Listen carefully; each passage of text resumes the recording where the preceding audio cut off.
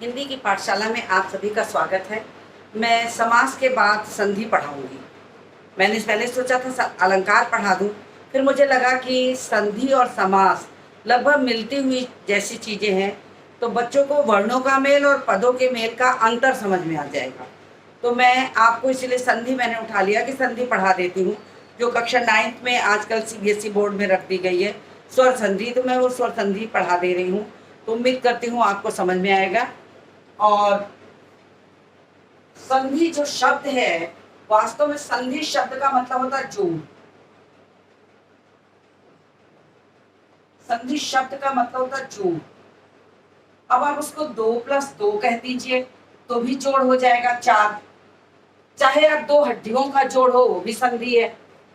जो हमारी कोहनी है, ये भी संधि है। लेकिन हमें यहाँ पर व्याकरण की दृष्टि से यदि देखा जाए तो हम इसे संधि नहीं कहेंगे।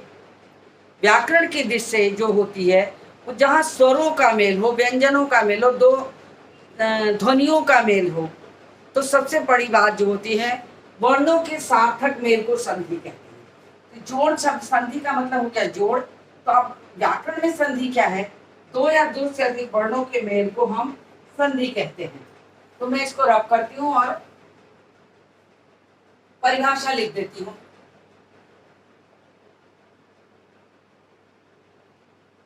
दो या दो से अधिक वर्णों के मेल को संधि कहते हैं। जैसे विद्यालय, सूर्योदय,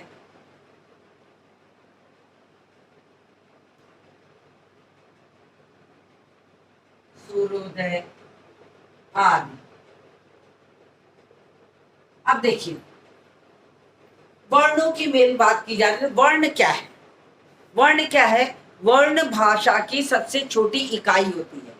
जब बच्चा जन्म लेता है तो उसके पास कोई वर्ण नहीं होते, कोई भी वर्ण नहीं होते। बस उसके पास क्या होती है, एकमात्र ध्वनि होती है, और वो ध्वनि करता है। बच्चा जन्म लेते ही रोना शुरू करता है, और ये रोता है, वही उसके विचार विनिमय का माध्यम होता है। वो अपने माँ को ये समझाने की कोशिश करता है कि उसे भूख लगी है, उसने कपड़े गीले किए हैं, या जो कुछ भी। सिर्फ रोना ही एकमात्र उसका माध्यम है। और वही ध्वनि धीरे धीरे समय के उपरांत, जैसे जैसे बच्चा 2 महीने, 4 महीने, 5 महीने, 6 महीने का होता है, उन ध्वनि में परिवर्तन आने लगता है, उनके रोने में परिवर्तन आने लगता है, और आपको सुनाई पड़ने लगेगा। फिर धीरे धीरे जैसे जैसे थोड़ा सा बच्चा 6 महीने का हुआ, तो आऊं, पहले जो ध्वनि बिल्कुल क्लियर नहीं होती थी, वो धीरे धीरे क्लियर हो जाएगी। तो सबसे पहले स्वर का जन्म होता है। तो वर्ण कितने प्रकार के होते हैं, मैं पहले थोड़ा समझा दूं। वर्ण 2 प्रकार के होते हैं, स्वर और व्यंजन। अब स्वर क्या है? स्वर स्वतः स्वतंत्र होते हैं, और स्वतंत्र होने के साथ साथ ही स्वतः निकलते हैं। जब बच्चा रो रहा था तो उसमें एक ध्वनि थी, और ध्वनि के माध्यम से ही वो जो है ऐसे सुनाई देगा। वो धीरे धीरे स्वर में परिवर्तित हो जाता है। लेकिन जब व्यंजन की बात आती है तो व्यंजन हमको सिखाना पड़ता है, क्योंकि कोई भी व्यंजन बिना स्वर की सहायता के नहीं बोला जाता। जैसे अगर हम क कहते हैं, इस क को बोलने के लिए हमको क के साथ आ का योग करेंगे, तब ये क बनता है। यानी इस व्यंजन को बोलने के लिए हमने स्वर का योग किया, तब हम क बोल रहे हैं। तो कोई भी व्यंजन बिना स्वर की सहायता के नहीं बोले जाते। और स्वर जब निकलता है, यदि स्वर जो आपके आ आई ऊ होता है, ये निकलता है, तो ध्वनियां कहीं टकराती नहीं है। लेकिन व्यंजन जब बोलते हैं तो उसके बोलने के लिए हमारी प्राणवायु, हमारी जो बोलने की शक्ति है, जो आवाज जिसको हम प्राणवायु कहते हैं, वो मुंह के अलग अलग हिस्सों से टकराती है। कभी दांत से, कभी मसूड़े से, कभी गाल से, कभी गले से, कभी नाक से, तो ये सारी चीजें टकरा के निकलती हैं, जिसके कारण अलग अलग तरह के व्यंजन होते हैं। लेकिन कोई भी व्यंजन बिना स्वर की सहायता के नहीं बोले जा सकते, इसलिए स्वर और व्यंजन का जो भेद है वो यही है। ये 11 होते हैं और ये 13 होते हैं मुख्य रूप से। मैंने मुख्य रूप से आपको बता दिया है, तो आप इसको मैं रब कर देती हूँ। और परिभाषा जो कहती है कि 2 या 2 से अधिक वर्णों के मेल को संधि कहते हैं। अब ये संधि वास्तव में मैंने लिखा विद्यालय, विद्या धन आलय, विद्या धन आलय, विद्या का आ और आलय का आ मिलाकर भी आ हुआ, ये वर्णों का स्वरों का मेल हो गया। इसके जो प्रकार हैं, संधि के मुख्य प्रकार, तो कितने प्रकार हैं? संधि के मुख्य प्रकार 3 हैं। प्रकार जो है वो 3 है। पहला स्वर संधि, दूसरा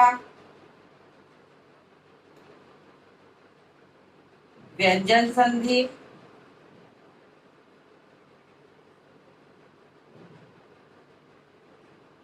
और तीसरा विसर्ग संधि।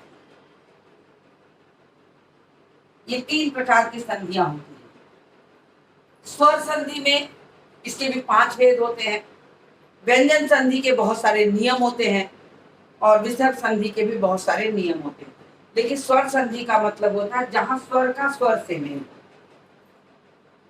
जहां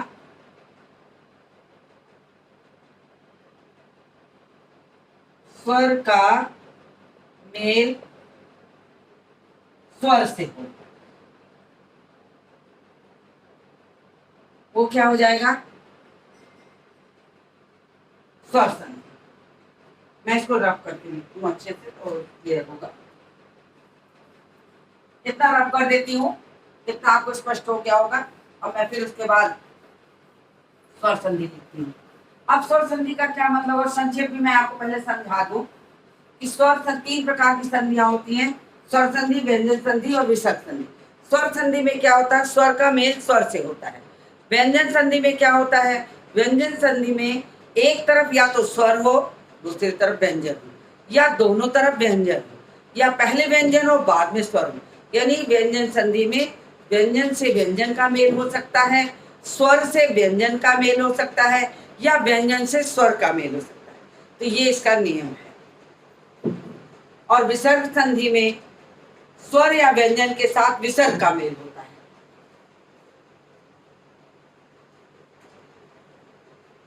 अब मैं स्वर संधि समझाती हूँ।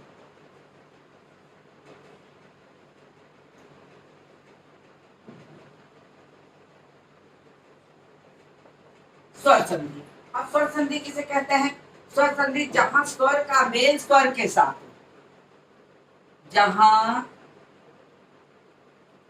स्वर का मेल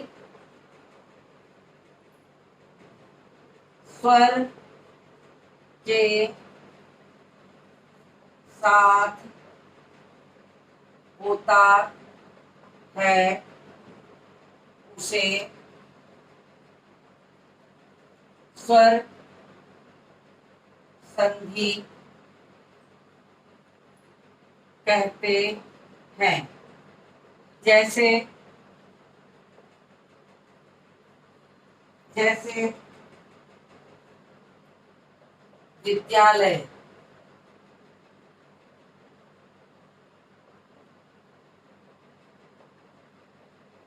विद्या प्लस आलय, पुस्तकालय, पुस्तक प्लस आलय। मतलब ये यहाँ भी स्वर है और यहाँ भी स्वर है, यहाँ भी स्वर है, यहाँ भी स्वर है, यहाँ भी स्वर है, यहाँ भी स्वर है, यहाँ भी स्वर है।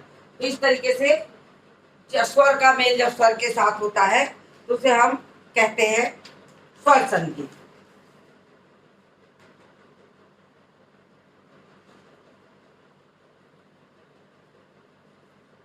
एक प्लस एक एकैक एकैक सदा प्लस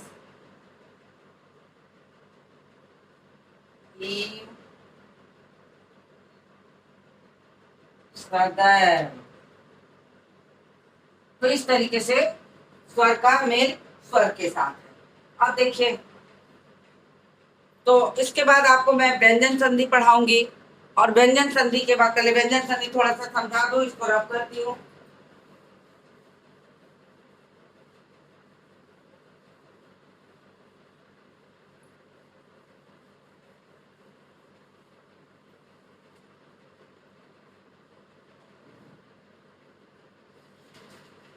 उसके बाद अब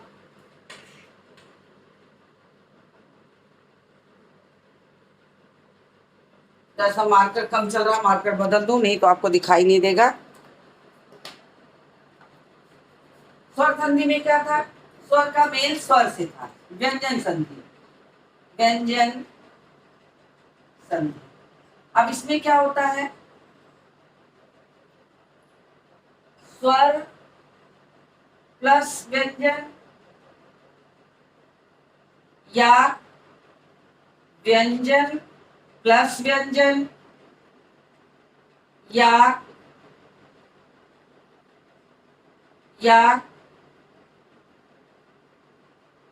व्यंजन प्लस स्वर, तीनों को मिला के आपका क्या बन जाएगा? व्यंजन संधि।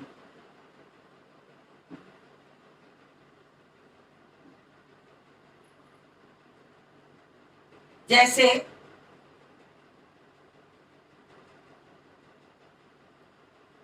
जगत धन ईश, क्या बन जाएगा? जगदीश। अब ये क्या हुआ? यहां तो आपका व्यंजन आया है और यहाँ आया है स्वर, और व्यंजन के नियम के अनुसार ता का दा हो जाता है, तो ता का दा हो गया तो बन गया जगदीश, तो ये व्यंजन संधि हो गया। इसी तरीके से व्यंजन संधि के बाद विसर्ग संधि में क्या होता है?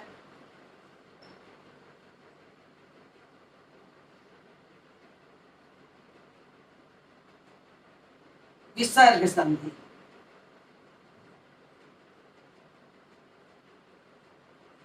अब इसमें क्या होता है? स्वर प्लस विसर्ग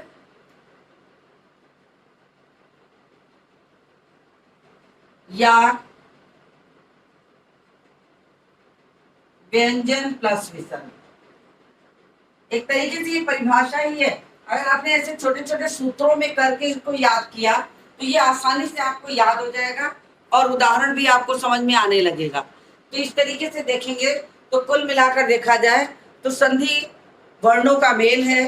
संधि के तीन भेद होते हैं, स्वर संधि, विसर्ग संधि और व्यंजन संधि। अब स्वर में क्या होता है? स्वर का मेल हमेशा स्वर से ही होगा, और स्वर के 5 भेद हैं, वो मैं अगले वीडियो में पढ़ाऊंगी। आज इतना ही जान लीजिए कि स्वर का मेल हमेशा स्वर से होगा। व्यंजन संधि में क्या होता है कि स्वर का मेल हमेशा व्यंजन से होगा। व्यंजन चाहे पहले हो या बाद में हो, स्वर चाहे पहले हो या बाद में हो, या व्यंजन का व्यंजन से हो या स्वर का व्यंजन से हो। जैसे मैंने यहाँ लिखा है, चाहे पहले स्वर हो फिर व्यंजन हो, फिर व्यंजन हो और दोनों और व्यंजन हो, या पहले व्यंजन हो बाद में स्वर हो, तो भी जो है आपका जो है ये व्यंजन संधि हो। इसी तरह विसर्ग में स्वर या व्यंजन के साथ विसर्ग जुड़ा हो तो व्यंजन संधि है जाके। आज के लिए इतना बहुत है। आप संधि की परिभाषा, उसके भेद, ये सारे पढ़िए। फिर मैं आपको क्या करूंगी कि इसके साथ ही साथ आपको मैं स्वर संधि के भेद पढ़ाऊंगी अगले वीडियो में, तो आप मेरे साथ बने रहिए। साथ ही साथ आप प्लीज़ लाइक करिए, शेयर करिए, सब्सक्राइब करिए, क्योंकि आप वीडियो को देखेंगे नहीं तो कोई फ़ायदा नहीं मिलेगा। और कक्षा 9 में तो सिलेबस में डाल दिया गया है, इसलिए आप उसको ज़रूर से देखिए। और कंपटीशन वगैरह में संधि बहुत पूछी जाती है। अगर आप संधि को ध्यान से पढ़ेंगे तो आसान से आसान तरीके से मैं समझाने की कोशिश कर रही हूँ कि कि आप उसे समझिए, ताकि वो आपको आसानी से समझ में आ जाए। इसी के साथ मैं वीडियो को समाप्त करूंगी, लेकिन मेरी रिक्वेस्ट है आपसे कि प्लीज़ लाइक करिए, शेयर करिए, सब्सक्राइब करिए, ताकि आपका भी फ़ायदा हो और लोगों का भी फ़ायदा हो। Thank you all of you. मैं वीडियो को समाप्त करती हूँ।